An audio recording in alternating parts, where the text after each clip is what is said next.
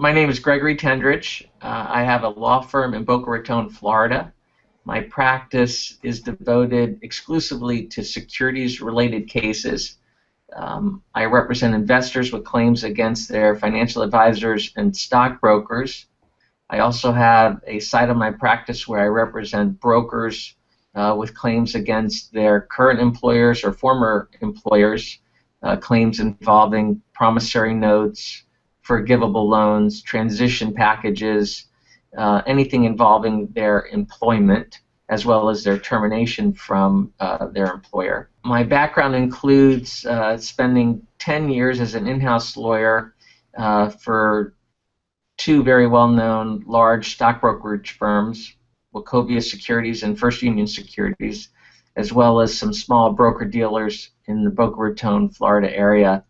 As in-house counsel, I represented the firm in all securities claims that were brought by customers against the firm, as well as representing the firm in matters involving compliance and regulatory enforcement.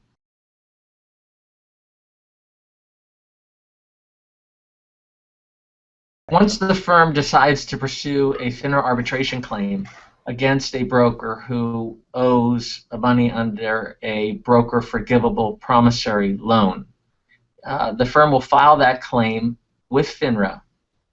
After that claim is filed, FINRA will serve that claim on the broker.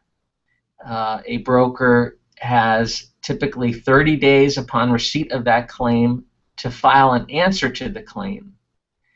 It's highly recommended that prior to filing the claim that the broker consider hiring counsel to review all of the issues and defenses that could be raised in defense of that claim filed by the brokerage firm. Assuming that the broker does in fact file an answer to that claim, after the answer is filed, a typical FINRA arbitration after an answer is filed involves the appointment of an arbitrator or arbitrators. And the number of arbitrators in these cases, depending on the size of the claim, will be either one arbitrator or up to 3 arbitrators. FINRA will send a list of the names of the arbitrators to all of the parties, the brokerage firm as well as the broker involved in the claim, and the broker has an opportunity to review the ranking form as well as any disclosures made by the arbitrators, and can rank according to his or her preference the arbitrators that he or she likes. The same can be said for the brokerage firm. They have an opportunity to review the arbitrators that are selected for the case and rank those arbitrators according to their own preferences. FINRA will ask the parties to send in their ranking forms to FINRA. Once it is received, FINRA will then look at those ranking forms and put it into their own computer system, and the computer system will then generate an arbitrator for that case. The parties will then be notified that the arbitrator has been selected, and FINRA will then set what we call an initial pre-hearing conference where the parties will get together and meet the arbitrator for the first time on a telephone call. During this telephone call, the parties will then set up a schedule for the remainder of the case. They'll set a final hearing date. They'll set dates involving when discovery or documents need to be exchanged by. They'll set up a deadline for any motions that may need to be heard regarding discovery or any other legal issues. And they'll also set up any other deadlines that the arbitrator or the parties feel is necessary to the claim. Typically, these arbitration claims last anywhere from 9 to 12, maybe as long as 15 months, depending on the size of the claim and any issues or defenses that may be raised by the broker, depending on depending on those situations and the extensiveness of discovery, most claims can be heard within this 9 to 12 month period. But it is not uncommon for claims to go longer than that. Assuming that the parties do not resolve their case prior to the final hearing, once the final hearing is heard, FINRA and the arbitrator actually will issue a ruling within 30 days of that final hearing.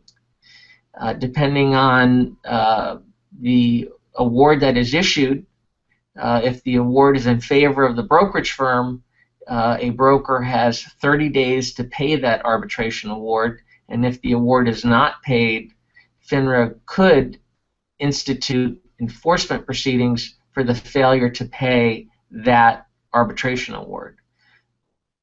Again, the purpose of this conversation is not to address other issues that may arise on whether or not a broker has the ability to pay that arbitration award, but again, FINRA could in fact start or commence enforcement proceedings against a broker if that award is not satisfied. Usually in these cases, assuming the broker has counsel, or even if he or she does not have counsel, these claims may resolve themselves prior to the final hearing. And it is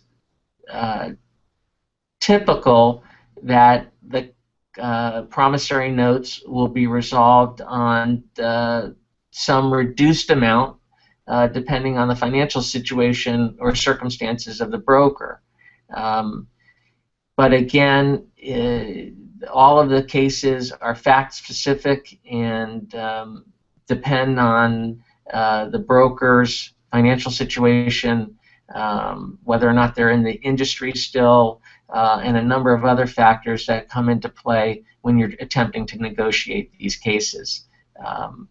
But depending on the circumstances, if a claim is resolved, it's usually resolved on terms less than the amount of the original amount that may be due on the promissory note, and that has been raised by the brokerage firm in its claim. And again, that's dependent on a number of circumstances. Thanks for watching our video today. If you'd like more information about me or my law firm, you can visit us on our website, www.yourstocklawyer.com, or you can call our law firm at 561-327-7782. We look forward to hearing from you, and we offer a free initial consultation. Thank you.